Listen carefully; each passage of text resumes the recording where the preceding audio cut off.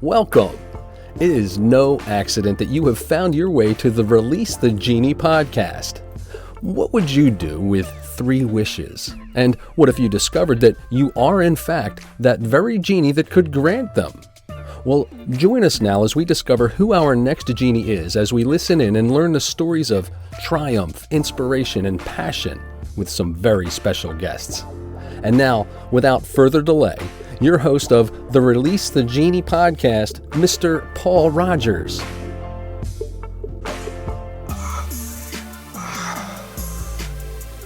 That's so much better. So good morning, good afternoon, good evening from wherever you're tuning in from. I am your host, Paul Rogers, and welcome to another episode of Release the Genie. We have got such a special guest, and I have had the pleasure of having a sneak peek of speaking to her before, and you are just going to be amazed. The lovely Allie Merrick McGuire. Now, I'm just going to set the scene about what this wonderful lady has been doing with her life. And this is, first of all, Chief Creative Officer at Hollywood Film Festival, the owner and executive producer of a digital media company, founder and co-owner of the wonderful Awareness Ties, the official symbol for supporting of causes and raising awarenesses. And if Superman had a magazine, this was what he would be reading at this time. She calls herself a translator of personal stories, which I think is just such a nice way, and to a positive social change and a stage that she and her husband built the Awareness Tie brand, and through an Aware Now magazine podcast, talk show, supporting causes, as I already said, and making a genuine impact. So I'd love to introduce you to my very special friend, Allie. How are you doing? I'm doing well, and thank you for the intro. I'm super excited to be speaking with you. Well, you know, I kind of felt spoilt because I already had a chat with you, but now it's the rest of the world to see it as well. So I know they're going to just love this to pieces. So I've set the back scene. I wonder if you could tell us a little bit more about yourself. Yeah, so just spending every day doing what I love, which is serving others. Doing that one story at a time. So just working to raise awareness for causes. Jack and I started with Awareness Ties 3 years ago. So let's go do something good in the world. Let's start an organization. And what are we going to do? We looked around at this space and we said, here's the thing. There's so many people out there doing great things. So many organizations that already exist. Where do we fit in here? And that's where Awareness Ties was born.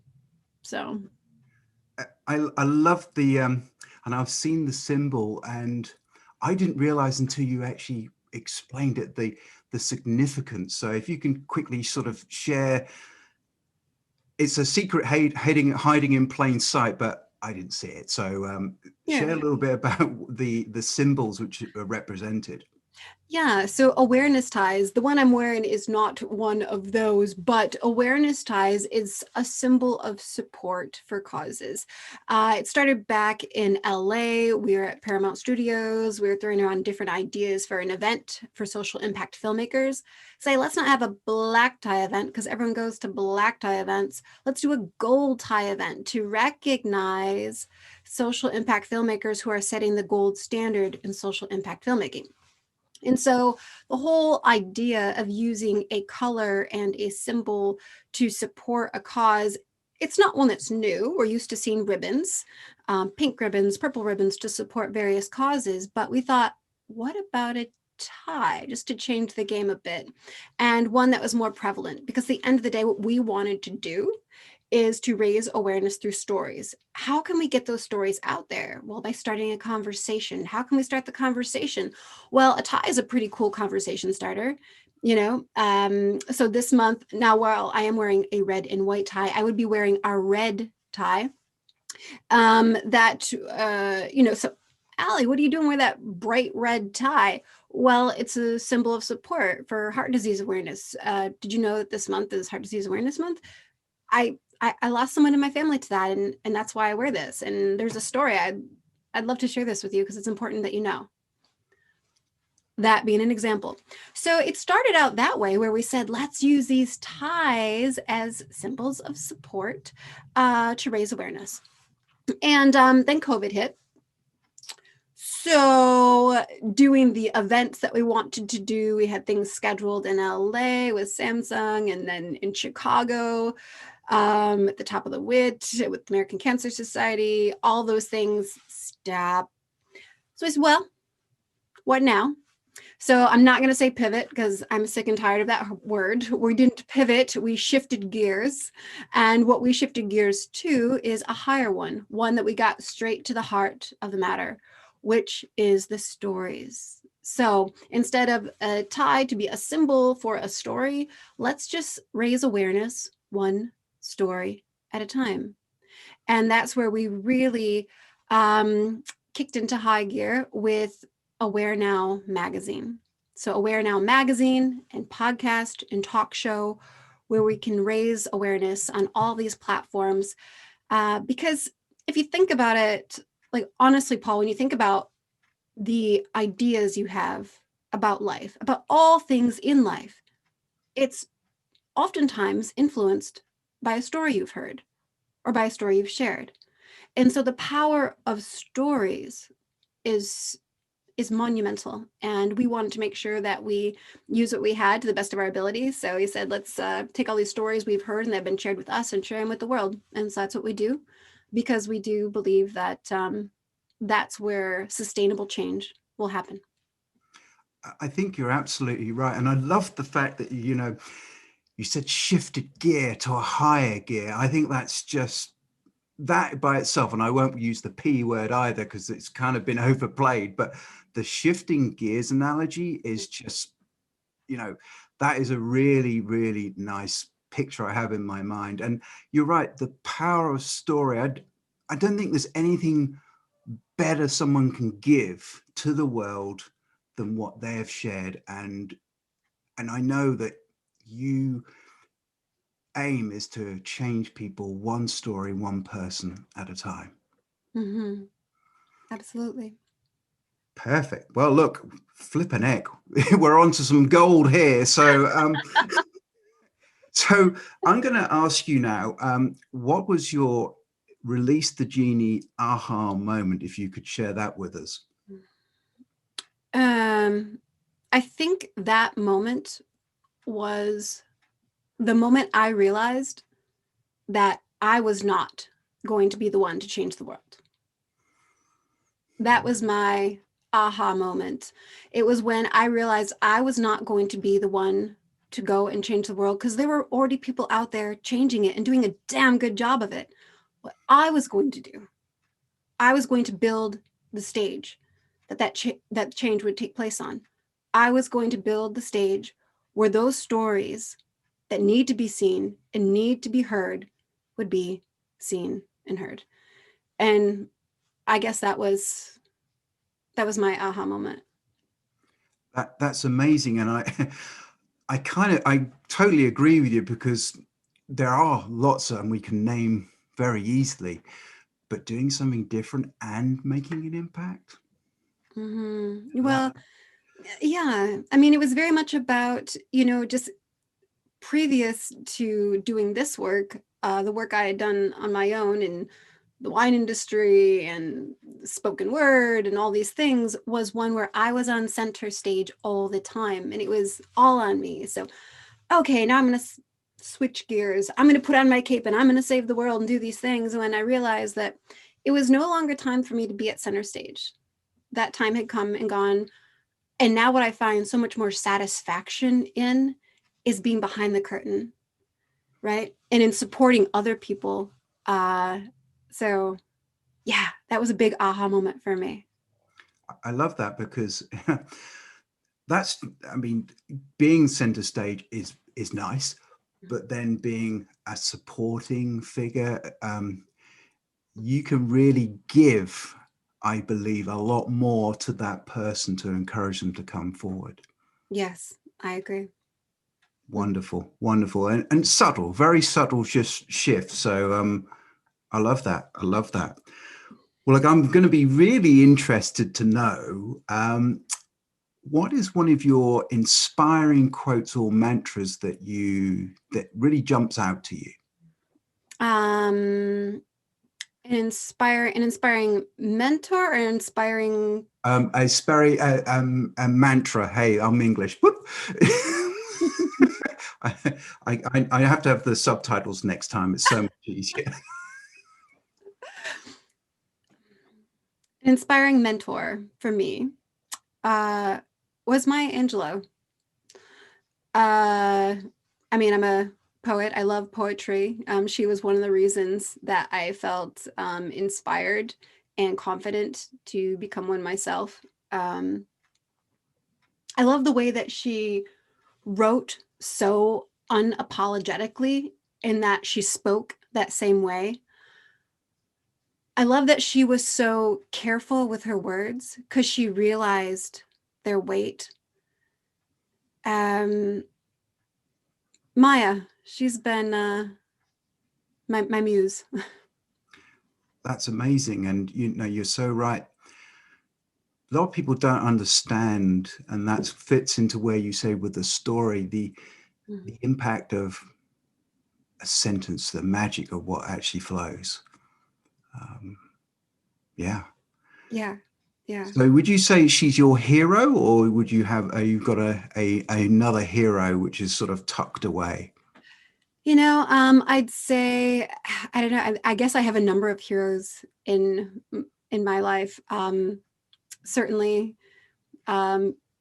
each of my kids, what they bring to the table.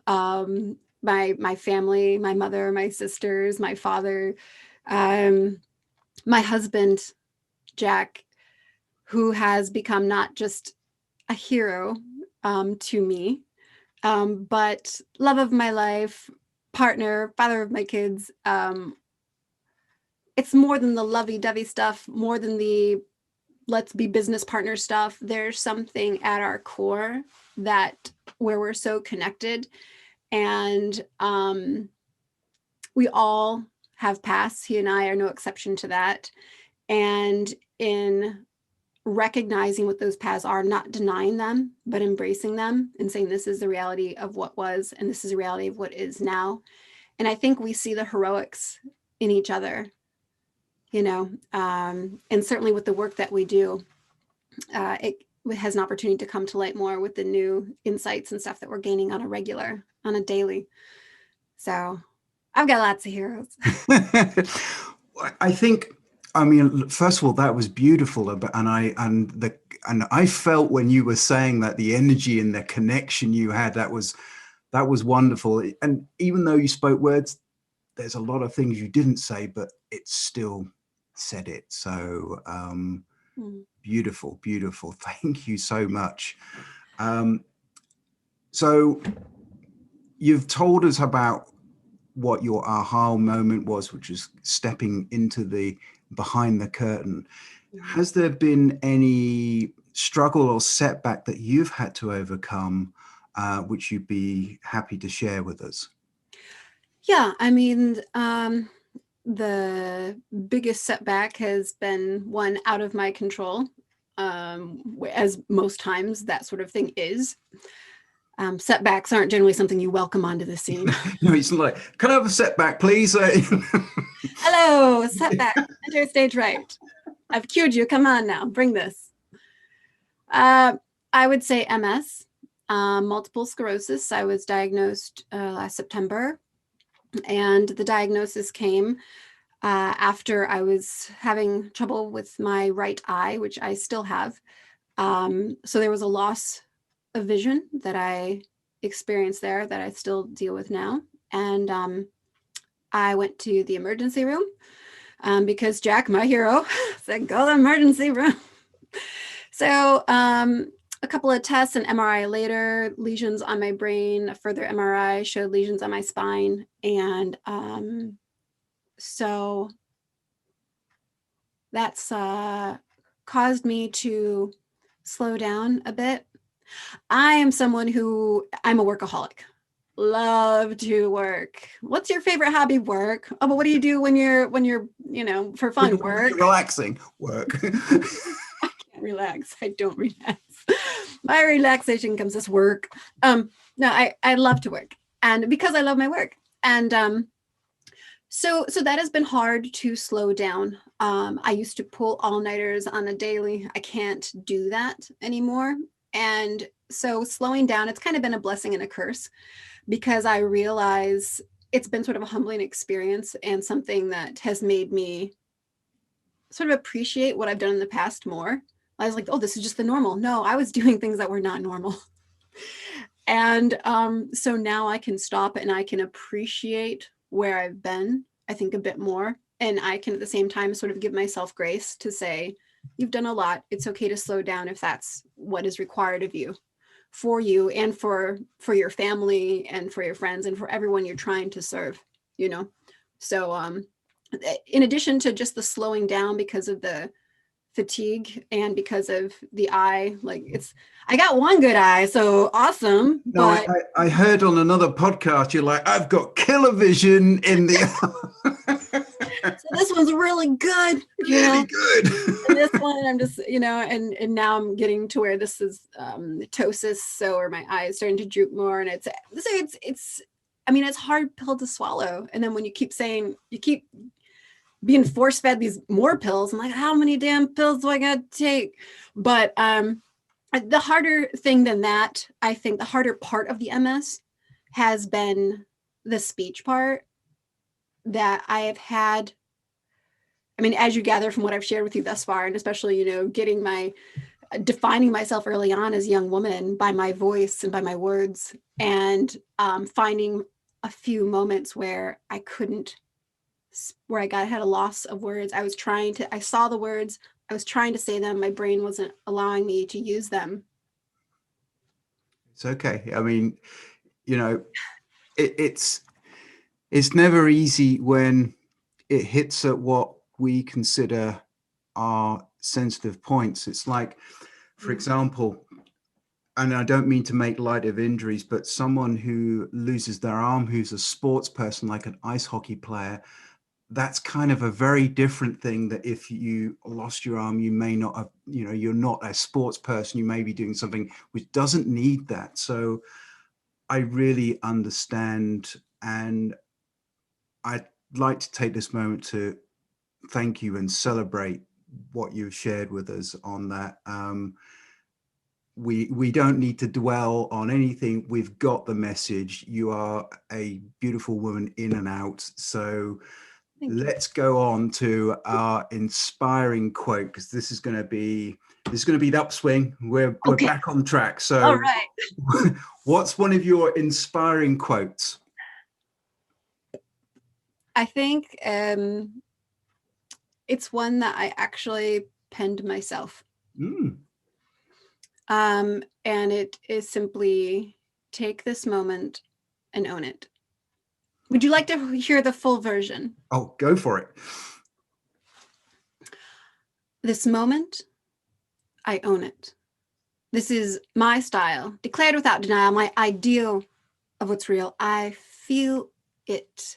Can't peel it off. Excuse me while I cough and say again, my friend, I own this moment and refuse atonement. For right or wrong, to me it belongs. For better, for worse, my blessing, my curse, I would not take it back. Not take another track. I won't live with regret, although please know I don't forget. And you can more than bet this moment is all you're ever guaranteed. Thoughts of tomorrow tend to mislead. So take this moment and own it. So that's my mantra. I think I need to stand and applaud. I mean, that's amazing. I mean, wow. I mean, I would love to have if you've got a written version of that. Oh my God, I'd love to be able to see it. And hey, I asked for it, and what do I get? I get it. So, Oh, you ask me something, I'm going to answer. So, that's how it goes. What a beautiful style. And look, tell me what you're working on at the moment. I know you're insanely busy, but what's cooking in your kitchen at the moment? Wow. Well, so I mean, it's always more stories. It's always stories, stories, stories. So we have our next edition of the magazine, the inclusion edition, coming up. We have more podcasts that are going to be released. Production's been a bit slowed because of delays, MSC and such, but more podcast episodes coming out. We have a talk show, a new episode of our talk show that'll be released with details to come in April. We also, on the hush hush, have a Aware Now docu-series in the making, which I cannot reveal details, but that's very exciting. So yeah, we have a number of things in the works right now, and that's what's keeping us busy over here. So you just went through maybe 5 to 10 people's workload, and that's what you you weren't lying when you said about the workaholic. Oh wow. Yeah. Impressive, my friend. You see, and that takes Genie power, hey? Thank God I've got that at my discretion, I mean. Look, now we're going to come on, and you've just shown yourself infinitely qualified to grant me my 3 wishes. So are you ready, great Genie? I'm ready. There you go. Here we go. Warm up for this one. So, first wish, what is the best advice you have ever received in your life?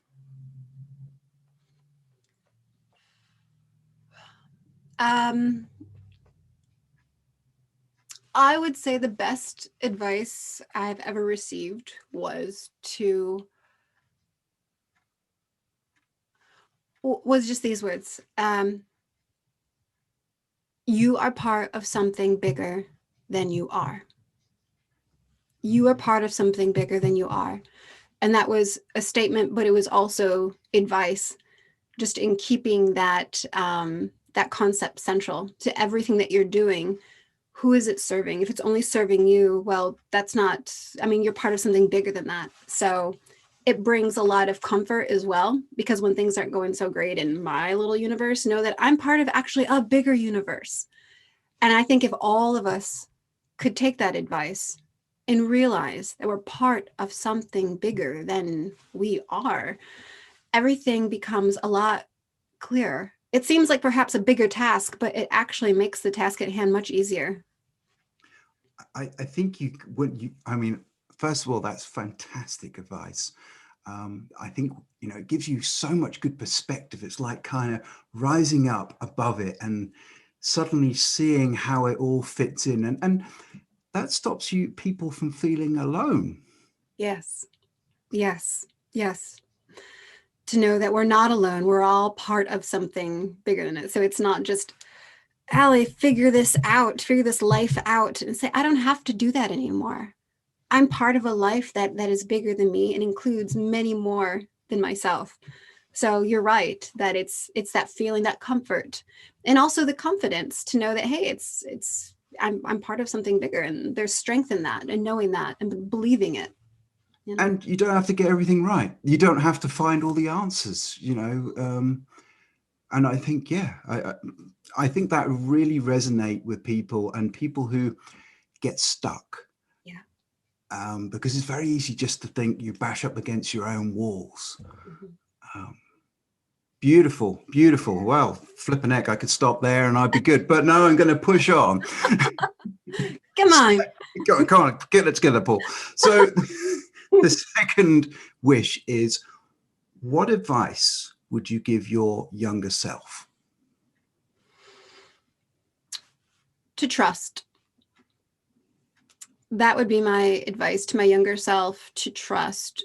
And more so, it's more than trusting other people. It's more a matter of trusting yourself, which is sometimes, strangely enough, the hardest to trust. And I feel that it is very much like love. If you don't love yourself, you can't really love others. You can pretend to love them, but you can't really love them. And I think the same holds true with trust. If you don't trust yourself, how can you truly trust anyone else? So to begin there, it's funny because when I was a kid, if I felt like something was wrong, like there was something not right about a situation, you know how sometimes you can just feel it in your bones. I literally, my second toe bone, like on my right foot, I know it sounds strange, but I'm going there. It would like tingle or something. Like I would get a physical feeling when something was wrong and not right. And always, even into my adulthood, it's always been true. It's like my little tuning fork in my toe. Who knew? I don't know. Well, to be honest, who knew? And so I think we have to have a new question of, can you tell us something nobody would know? And that would fit. But I think you're right. You can only give what you have yourself. And if it's not what you have, it's not authentic. So I mean, you're a desperately authentic lady. So I can see that actually it all has to start somewhere. Mm-hmm. For sure. Yeah, it just has to start from within, you know? Perfect. Wow. Okay, number 3. I'm going to get through this. Keep it together. Here we go. Could you share one personal habit that attributes to your success? Personal habit.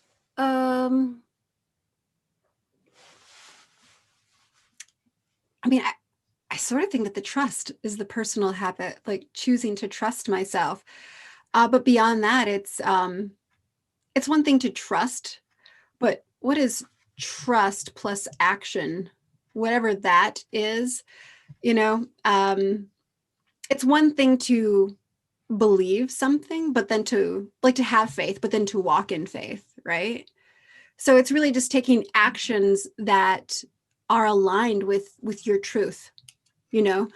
And so I guess a good habit that I have is when I go to make a decision, is that aligned with my truth?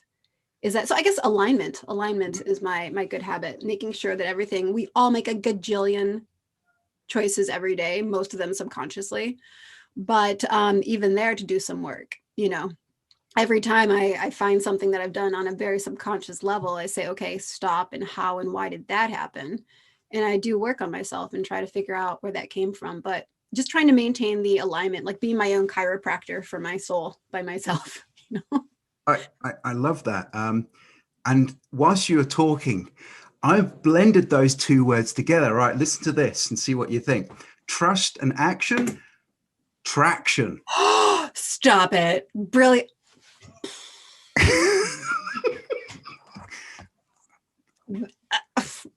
No words. That's your fault. That's your. You started it. Hey, that is going to be. Let's take that as our shared brilliance, and this is our. Let's do something with this, Paul. Traction. It's a thing. We're going to redefine this word. Oh, I love it. I just got goosebumps. Actually, and I'm actually sweating a little bit right now because I'm like, oh, that's so great. Wow. Oh, I tell you, if anyone wants to know whether this live and unscripted, there you go. There it is. Thank you, and one for everyone else to write down, but more importantly for us to write down. So wonderful. Well, look, before I let you go off and float off and do all your busy workaholic stuff, I would like to ask, is there a book which you, I always ask if there's a book which you could recommend to the viewers? Yes, actually. And this is actually, I have it here. This is, I don't know if you can, there we are. I don't know if you can see. Yeah. Ooh. Yeah. Well, first of all, how beautiful is this? Oh. How incredibly stunning is that? So it is Your Therapist is Anxious Too. And it's actually a workbook. And it's one for anxiety. So it's helping you. I'm just actually going to read what it says. It's an interactive expose on the nasty, ever-present nature of anxiety. So it's like a self-help workbook, and it's designed by dear friends and actually our ambassadors for mental health from Awareness Ties. Dr. Jenny Martin and her sister Kristen Martin, who did all the illustrations. And it's just a beautiful, I'm a very visual person. So like I need pictures and stuff to make sense of things. Infographics are like my best friend. And so this is a book where you can walk through it and really dive into yourself using art and metaphors to better manage anxiety and just to sort of test yourself and do the homework that we all need to do, whether we know it or not. I love that because most self-help books, you just read, you put away, but that one, you actually, you get to live in it. You get to live in it. It's pretty, you know, how could you not love this book where you get to color crayons, right? We remember those. I mean, I steal my 5-year-old's colors, but he doesn't know. Me too. I mean, my 5-year-old's, not yours. They'll never find out unless they watch this.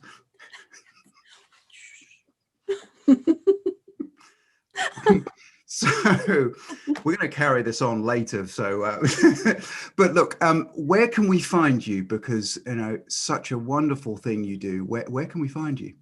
Yeah, so very easy. It is IamAwareNow.com. IamAwareNow.com. That's where you can subscribe to the magazine for free. You can, I mean, right now I've got like 16 million readers a month. We've partnered with Issue, who's an incredible partner, and gives us access to their global audience who has responded. And so every month, checking it out. Also our podcast, you can access from there, our talk show, and you just can get to know our people because we are people. We've got amazing ambassadors and columnists. You know, it's a project that's really of the people, for the people, by the people. And so yeah, just IamAwareNow.com, and that's where you can find us. Awesome. Well, look, now we've got your name and now we've got your number. You ain't getting away from us now. So so I'm gonna attempt to sum up a little bit about your good self.